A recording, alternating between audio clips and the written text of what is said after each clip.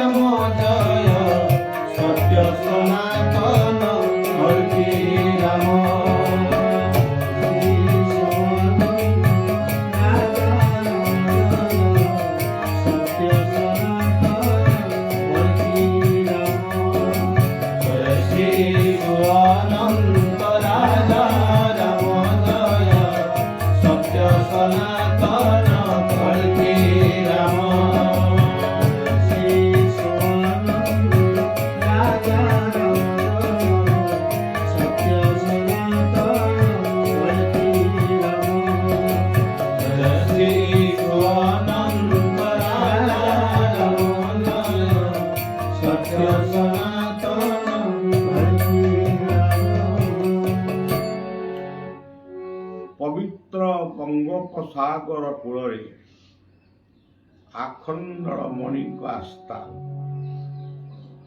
जो गढ़ी उठी अनंत आश्रम गोटे शाखाश्रम पराशर क्षेत्र पारादीप ये पारादीप बंदर अनुकूल जो स्थान होता पंडित जवाहरलाल नेहरू जो शुभ देते जहाँ को नेहरू बंगला बोली कहुए से स्थान आपण मानू ये सेवक बढ़िया शुभेच्छा अर्पण करुच्ची समस्त मंगल कामना करुच्ची आज पवित्र कथा आपण मानू कहबी ये जो अस्पृश्य स्पर्श ये दुईटी कथा उपरे पूर्व दिन मानक आलोचना होता आज से कथारू किछि कथा किछि अंश आपण मानकु जणे ये कथा ठाकुर अभिराम पवित्र कथा ये प्रकृत अस्पृश्य किए आमे मनीष को अस्पृश्य बोली कहूँ आमे मनीष को छुईले कि ता हाथरू खाइले आमे पाप बोली भावुँ यह होची एक मानसिक व्याधि प्रकृत जदि आमर पूर्व काल कहता ये ब्राह्मण को छुईले पाप हम से कथा आज था जे आमे ब्राह्मण को छुईबा नहीं ब्राह्मण ठारू दूरे रहा जेतेबेले ये पृथ्वी मनीष भली एक श्रेष्ठ जीव को जितेबले प्राप्त होते छुआ अछुआ ଇଏ ଶବ୍ଦ ଥିଲା କି ପ୍ରକୃତରେ ନଥିଲା। ସେତେବେଳେ ମଣିଷ ଖାଇ ଶିଖି ନଥିଲା, ପିନ୍ଧି ଶିଖି ନଥିଲା, କଥା କହି ପାରୁନଥିଲା, ଜଙ୍ଗଲରେ ବୁଲୁଥିଲା। ଜଙ୍ଗଲରେ କାଠକୁ କାଠ ଘଷି ଯେତେବେଳେ ନିଆଁ ବାହାରୁଥିଲା ତାକୁ ଦେଖି ସେ ଡରିକିରି ପଳଉଥିଲା। ଇଏ ଥିଲା ଗୋଟେ ସମୟର କଥା। ତାପରେ ଗୋଟେ ସମୟ ଆସିଲା, ମଣିଷ ଆସ୍ତେ ଆସ୍ତେ କଥା କହିଲା ଏବଂ ପଶୁପକ୍ଷୀଙ୍କର ମାଂସ ତାକୁ ନିଆଁରେ ପକେଇ ପୋଡ଼ି ତାକୁ ଖାଇଲା। ଇଏ ହଉଛି ଦ୍ୱିତୀୟ ପର୍ଯ୍ୟାୟର କଥା। ତୃତୀୟ ପର୍ଯ୍ୟାୟରେ ମଣିଷ 4ଟି ଜାତିକୁ ସୃଷ୍ଟି କଲା କେବଳ ସମାଜକୁ ଶୃଙ୍ଖଳିତ କରିବା ପାଇଁ। ସମାଜ ଠିକ ଭାବରେ ଚାଲିବ ସେଥିପାଇଁ 4ଟି ସମ୍ପ୍ରଦାୟ ସୃଷ୍ଟି କଲା, ବିଭାଗ ସୃଷ୍ଟି କଲା। ଯେଉଁମାନେ ଦେବାର୍ଚନ କରିବେ ସେମାନେ ବ୍ରାହ୍ମଣ, ଯେଉଁମାନେ ଦେଶକୁ ବା ମଣିଷକୁ ରକ୍ଷା କରିବେ, ଜୀବକୁ ରକ୍ଷା କରିବେ ସେମାନେ କ୍ଷତ୍ରିୟ, ଯେଉଁମାନେ ବାଣିଜ୍ୟ କରିବେ ବା ଲୋକଙ୍କୁ ଭଲ ଖାଦ୍ୟ ଯୋଗାଇ ଦେବେ ସେମାନେ ହେଉଛନ୍ତି ମନୁଷ୍ୟ, ଯେଉଁମାନେ ସେବା କରିବେ ସେମାନେ ହେଉଛନ୍ତି ଶୂଦ୍ର। ଆଜି ସେ 4 ଜାତି ଅଛନ୍ତି।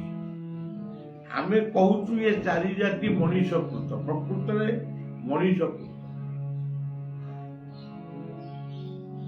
ଆକୁ ମଣିଷ ହିଁ କରିଛି। କିନ୍ତୁ ଏ 4ଟି ଜାତି ବିନା ପୃଥିବୀର କୌଣସି ଦେଶ ରହିପାରିବ। ଖାଲି ହିନ୍ଦୁ ସମାଜରେ ଯେ ଏ 4ଟି ଜାତି ଅଛି ଆଉ କେଉଁଠି ନାହିଁ, ଏଭଳି ଭାବିବା ଉଚିତ।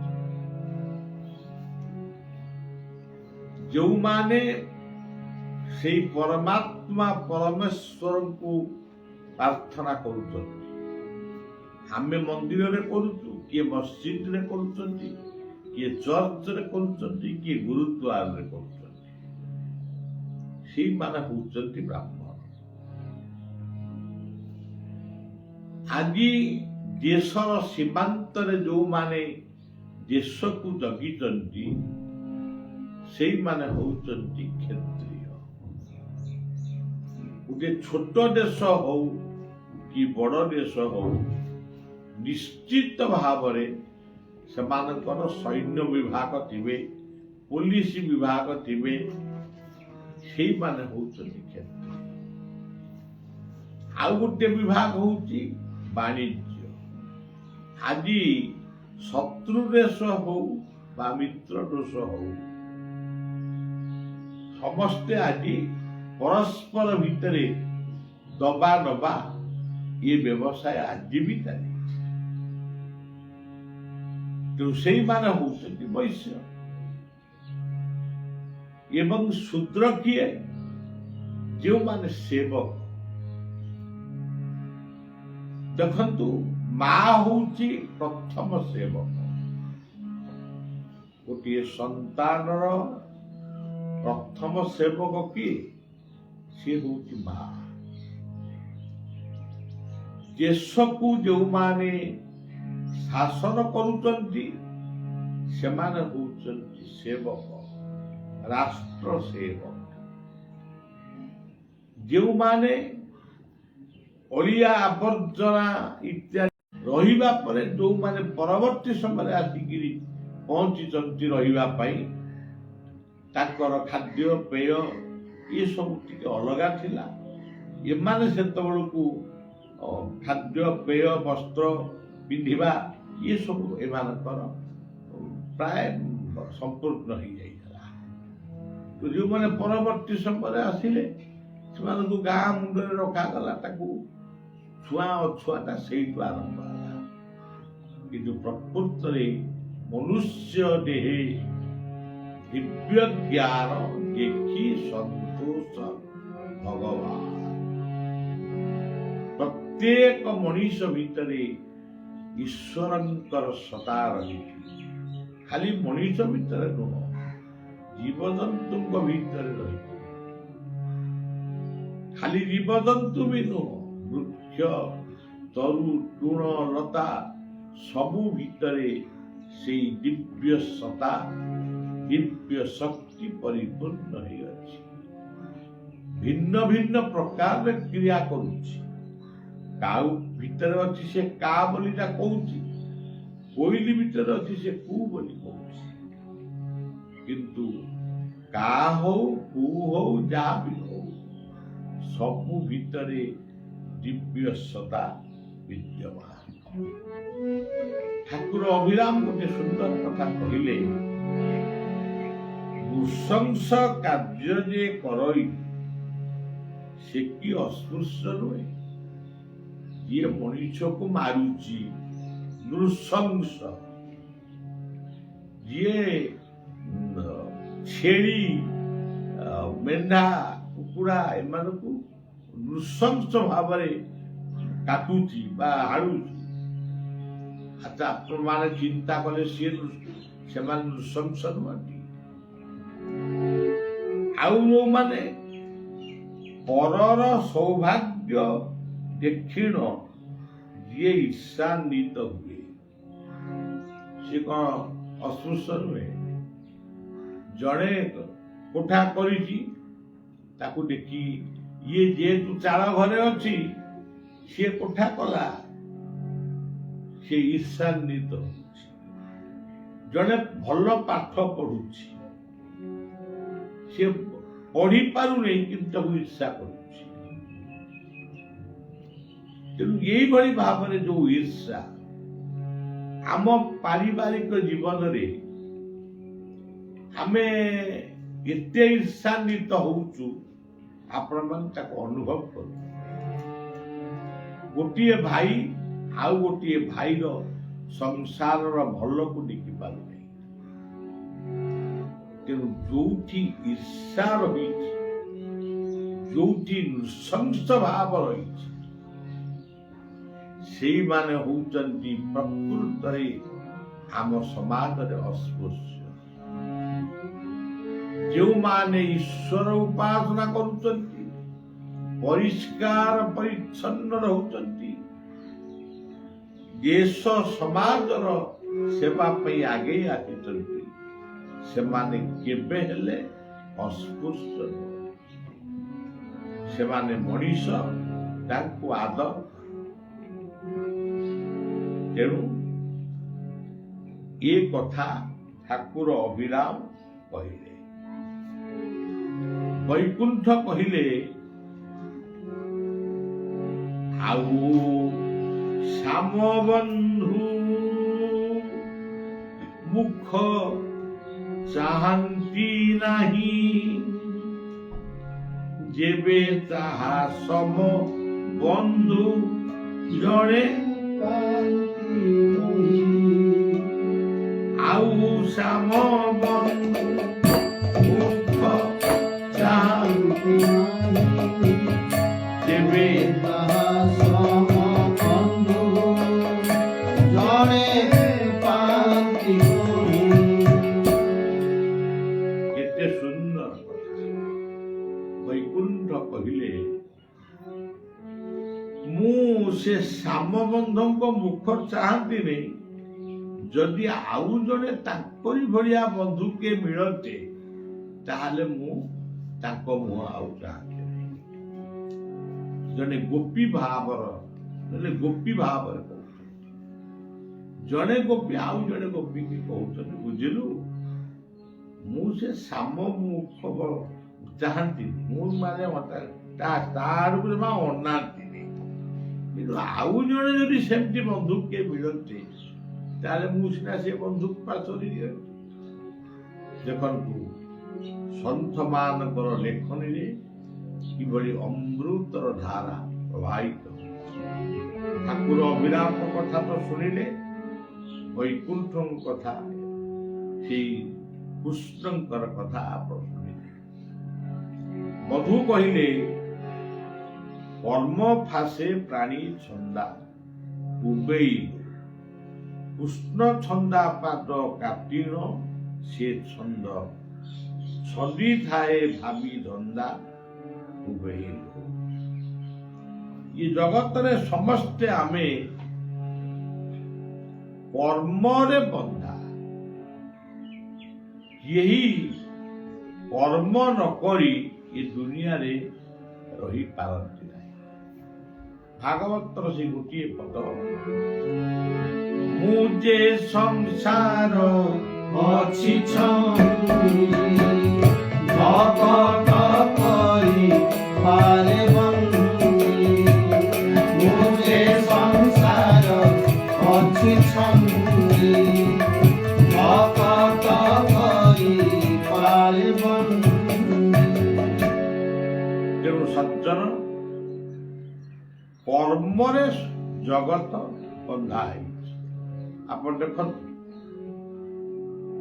ସୂର୍ଯ୍ୟ ଠିକ ଏତିକି ବେଳକୁ ଉଦୟ ହେବେ, ଠିକ ଏତିକି ବେଳକୁ ଅସ୍ତ ହେବେ। ସେ ବିଭିନ୍ନ ଦେଶରେ ବିଭିନ୍ନ ସମୟ ଅନୁଯାୟୀ ଉଦୟ ହୁଅନ୍ତି, ଅସ୍ତ ହୁଅନ୍ତି, କିନ୍ତୁ ଠିକ ସମୟରେ ଉଦୟ ହୁଅନ୍ତି, ଠିକ ସମୟରେ ଅସ୍ତ ହୁଅନ୍ତି। ତେଣୁ ମଣିଷ ପ୍ରକୃତରେ ସେଇ ଭାବରେ ଅଛି କି? ଆଜି ଯଦି 9ଟା ବେଳେ ଉଠିଲାଣି, କାଲି 8ଟା ବେଳେ ଉଠିଲାଣି। ତେଣୁ ମଣିଷର ସମୟ ଜ୍ଞାନ ନାହିଁ। ତେବେ ଆମେ ସମସ୍ତେ କର୍ମରେ ବନ୍ଧା। କର୍ମଣ୍ୟେବାଧିକାରସ୍ତୁ ମା ଫଳେଷୁ କଦାଚନ। ଏଇଭଳି ଭାବରେ ମଧୁଙ୍କର କଥା, ବାବା ବାୟାଙ୍କର କଥାକୁ ଆସିବା। ବାବା ବାୟାଙ୍କର ଗୋଟେ ମହାନ କଥା ହଉଛି, ଜଣେ ପ୍ରଶ୍ନ ପଚାରୁଛନ୍ତି ପଞ୍ଚ ମହାଭୂତ କଣ? ବାବା ଉତ୍ତର ଦେଲେ, 1ରେ ପୃଥିବୀ, 2ରେ ଆପ ବା ଜଳ, 3ରେ ତେଜ ବା ଅଗ୍ନି, 4ରେ ବାୟୁ, 5ରେ ଆକାଶ। ପଞ୍ଚଭୂତ ଘେନି ଦେହ ପ୍ରକାଶ। ଭାଗବତ ଲେଖା। ଆମ ମାନଙ୍କର ଶରୀର ଖାଲି ମଣିଷ ନୁହଁ, ପଶୁ ପକ୍ଷୀ ପର୍ଯ୍ୟନ୍ତ ସମସ୍ତଙ୍କ ଶରୀର ଏଇ 5ଟି ମହାଭୂତରେ ବା ମହାଭୂତର ଅଂଶରେ ସୃଷ୍ଟି।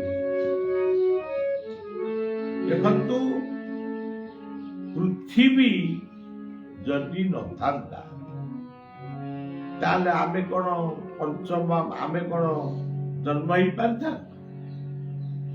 ପୃଥିବୀ ଯଦି ନଥାନ୍ତା ଆମେ ଖାଦ୍ୟ କୋଉଠୁ ପାଇଥାନ୍ତୁ? ପାଣି କୋଉଠୁ ପାଇଥାନ୍ତୁ? ପବନ କୋଉଠୁ ପାଇଥାନ୍ତୁ?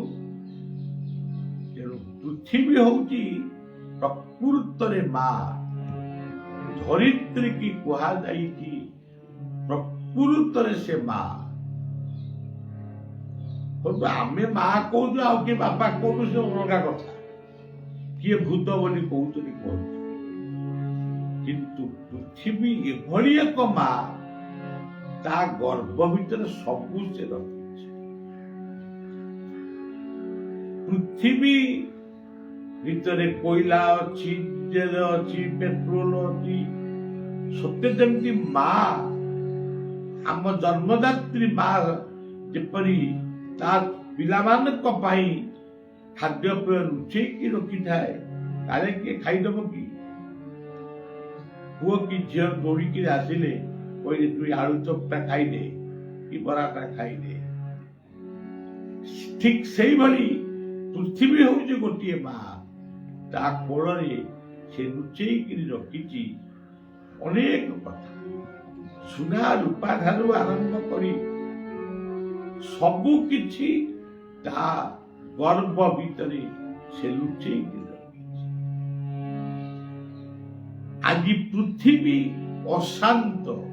କାରଣ କଣ? ଆମେ ପୃଥିବୀକୁ ମା ବୋଲି କେହି ଭାବୁନାହୁଁ। ପୃଥିବୀରେ ଆମେ ଅତ୍ୟାଚାର କରି ଚାଲିଛୁ, ନୃଶଂସ ଅତ୍ୟାଚାର କରୁଛୁ। ଗୋଟିଏ ଗୋଟିଏ ଲୋକ, ଏବେ ଗୋଟିଏ କଥା ଟିଭି ପରଦାରେ ଆମେ ଦେଖିଲୁ, ଏଇଠି ବର୍ଷେ 2 ବର୍ଷ ତଳେ ଜଣେ ବ୍ୟକ୍ତି ଗୋଟିଏ ମା ତା ନିଜ ସ୍ତ୍ରୀକୁ ଆଉ ତା ଝିଅକୁ ସେ ଗାଡି ଚଢେଇକି ମାରିଦେଲା। ଇଏ କଣ ପିତୃତ୍ୱ ନା ଇଏ କଣ ମାତୃତ୍ୱ? ଇଏ ନୃଶଂସ ଲୋକମାନେ ଏଇଭଳି କାର୍ଯ୍ୟ କରୁଛନ୍ତି। ତେଣୁ ଆଜି ପୃଥିବୀ ମା କାନ୍ଦୁଛି, ତାକୁ ଶାନ୍ତି ଦିଅ।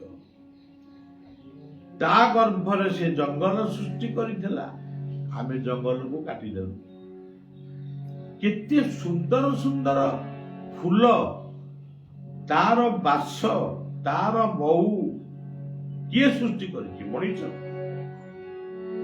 କିନ୍ତୁ ତାକୁ ଆମେ କାଟି ପକାଉଛୁ। ଚନ୍ଦନ କାଠ, ସିଏ ଜଙ୍ଗଲ ଆଉ ନାହିଁ। ଆପଣ ଦେଖନ୍ତୁ, ଆମ୍ବଟିଏ, ପଣସଟିଏ, କିମ୍ବା ସପୁରୀଟିଏ, କି ଜାମୁ ଡୋଳଟିଏ, ଜାମୁ କୋଳିଟିଏ, କେତେ ଆତ ଗୋଟିଏ, ନେଉଆ ଗୋଟିଏ, କେତେ ସୁନ୍ଦର ସୁନ୍ଦର ଫଳ କିଏ ସୃଷ୍ଟି କରିଛି? ପ୍ରକୃତି ମା ସୃଷ୍ଟି କରିଛି ପୃଥିବୀ କୋଳରେ। ଆଜି ପୃଥିବୀ କାନ୍ଦୁଛି, ସେ କହୁଛି ଫେରି ଆସ, ଭଲ ମଣିଷ ହୁଅ, ନହେଲେ କରୋନା ପରେ ଓମିକ୍ରନ ଆସୁଛି, ଓମିକ୍ରନ ପରେ ଆଉ ଗୋଟେ କଣ ଆସିବ। ତେଣୁ ଭୁଲ ବାଟରେ ଯାଅନି। ତେଣୁ ମଣିଷକୁ ସେ ସତର୍କ କରୁଛି। ତମକୁ ତ କେହି ସତର୍କ କରିପାରିଲେ ନାହିଁ। ତେଣୁ ବର୍ତ୍ତମାନ ଅଦୃଶ୍ୟ ଭୂତାଣୁ ରୂପରେ ସେଇ ମହାମାୟା, ଯୋଗ ମାୟା, ସେ ଆମକୁ ଶାସନ କରୁଛନ୍ତି, ଯେମିତି କାନ ଧରି ବାପା ଶାସନ କରେ।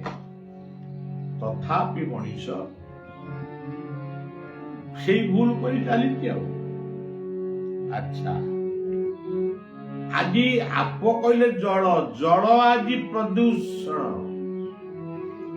ଗଙ୍ଗା ସଫେଇ ଚାଲିଛି, କାହିଁକି?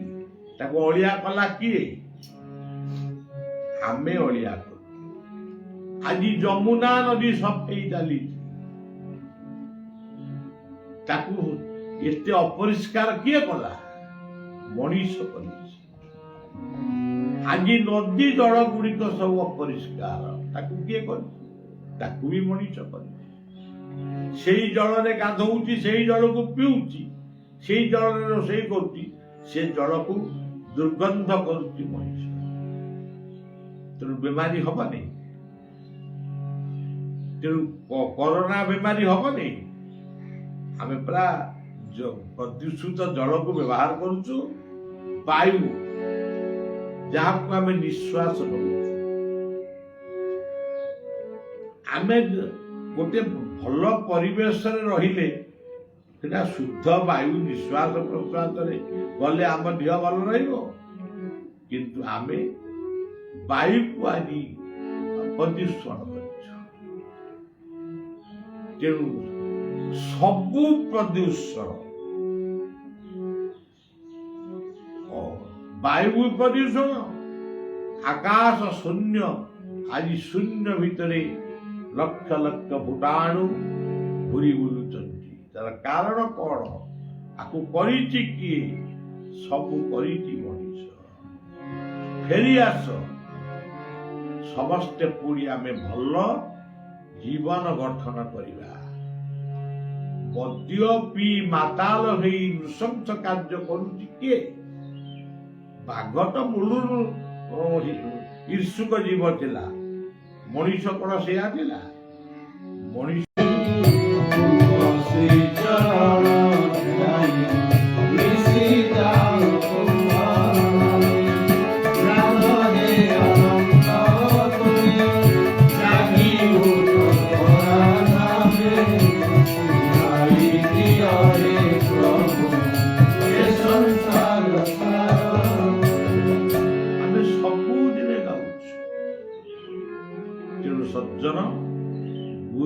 ପୂର୍ବାହି କେବଳ କାଲି ଗୋଟିଏ ସତ୍ସଙ୍ଗ ଅନୁଷ୍ଠିତ ହେଇଥିଲା।